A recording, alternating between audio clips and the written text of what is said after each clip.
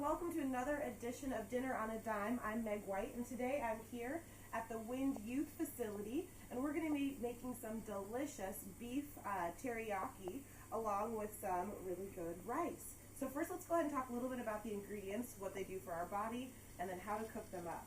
So right over here first, we've got some vegetables. If you have the option to get some fresh vegetables from the grocery store or a farmer's market, those are always great. If that's not an option, then frozen is your next best bet. Today we've got some peas, some mushrooms, some carrots, some broccoli, and then we also have a pea and carrot and corn broccoli combination that we're going to mix as well. We've got some beef that has already been cut up for stir fry and some jasmine rice that's going to have some extra flavor as well. Then we went ahead and marinated the beef in some soy sauce and some ginger, and that's going to give it a really nice flavor, and it's going to add some really good flavor to the vegetables as well. So the first thing we want to think about is cooking the rice. Rice is going to be our really hearty carb option that's going to give us quick dissolving energy that we need to go, go, go. What we're going to do is we're going to first take about a little over a cup of water to your amount of rice that you're putting in. We already have some water boiling here, so we'll go ahead and pour. Now when you're making rice in bigger quantities, typically the measurements change just a bit. So we're going to use about 10 cups of water, just under, and 8 cups of rice. Hopefully your bag of rice isn't quite this big. We'll see if this turns out well or if it's part of the blooper reel. But we're going to add another 4 cups of rice right in here. All the rice you could need. Now ideally, if you have a strainer, you can rinse or soak your rice, and that'll make it a little bit softer. So we'll go ahead and add back our last cup. We'll give it a quick stir. I'm going to set the timer for about 20 minutes, and then we'll come back and check on it. If you have a rice cooker, that's another great way to cook all sorts of grains. So we want to give it a quick stir so we can make sure that it's not sticking to the bottom. You can also add a little bit of salt or other seasoning to your rice.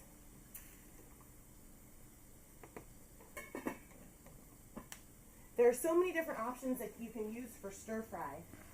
Jasmine rice is a great one. You can also use basmati rice. You can also use quinoa.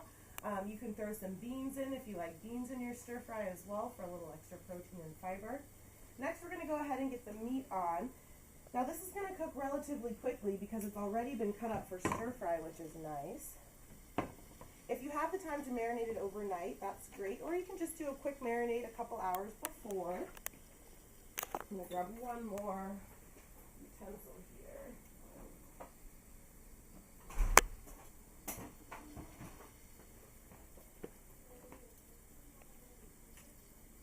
And then we're just going to lay the beef on in. We typically want it right about a medium heat so it doesn't cook too quickly.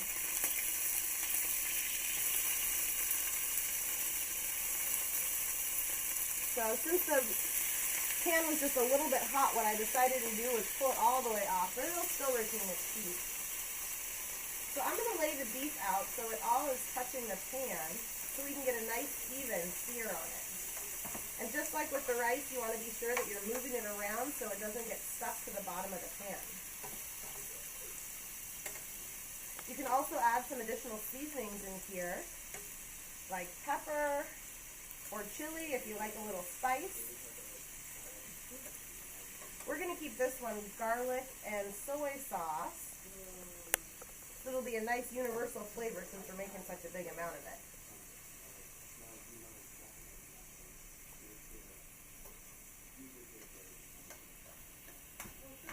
So we're going to leave that there, and then we're going to work on defrosting our veggies. One of the issues with frozen vegetables is they can get a little watery, so I like to defrost them in a pan first, and then we'll go ahead and mix them together with the meat. So we're going to start with our peas, carrots, and corn. And give that a nice little shake. Same idea here. We want to keep this on a relatively low heat so we don't have them overcooked and get too mushy. Next, we'll also go ahead and add some of our broccoli, carrots, peas, and mushrooms. We can give it a nice stir. You can also add some additional seasonings to your vegetables if you like. Thank you very much.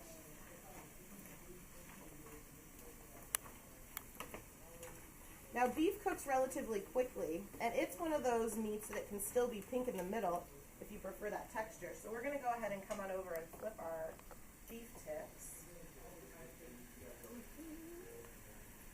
You can see they're browning up nice, even getting a little crispy. So the beef is going to be our protein today. It's going to be one of the major building blocks for your muscles and your tissue.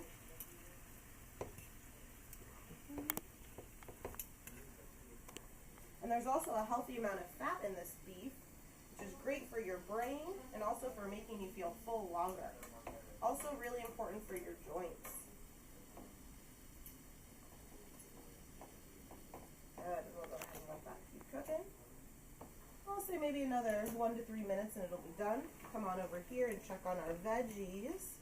We can see that the broccoli still is pretty frosty, so we might turn the heat up just a little bit, maybe from about a 2 to a 3. And we're looking to get all that frost off the veggies. Looks like there's even some water chestnuts in this Asian mix. That'll be really fun and crunchy. I think one of the best secrets to a good stir fry is being sure that you have lots of different textures. So you've got that rice that's going to be nice and kind of chewy. Then you'll also have your beef, and then you'll have your nice crunchy vegetables. We've got the broccoli and the carrots and the peas here, but you could also add things like the baby corn. You could add some greens if you like bok choy or spinach. Whatever veggie you have on hand will be great to add. So now that our rice is cooking, we want to be sure, hi there, that it's on a low enough heat. We'll go ahead and grab one more to give it a nice stir.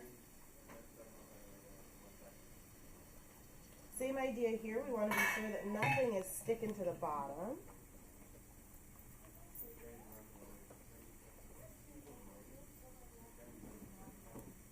Now typically when you're cooking rice on a regular burner, keeping it covered is the best idea.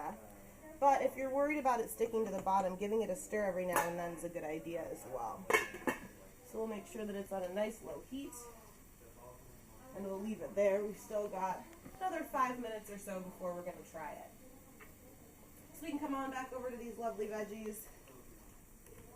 Now we talked a lot last time about how you eat with so many different senses before it actually gets into your mouth, and one of them is definitely your eyes.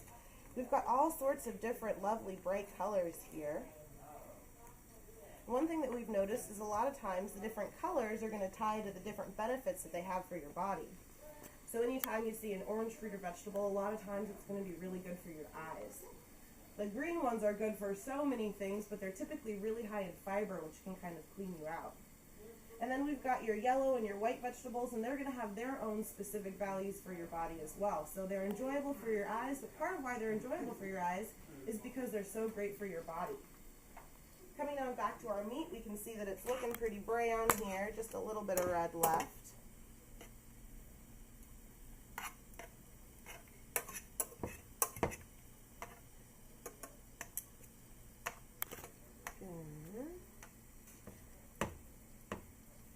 We'll just let that keep simmering.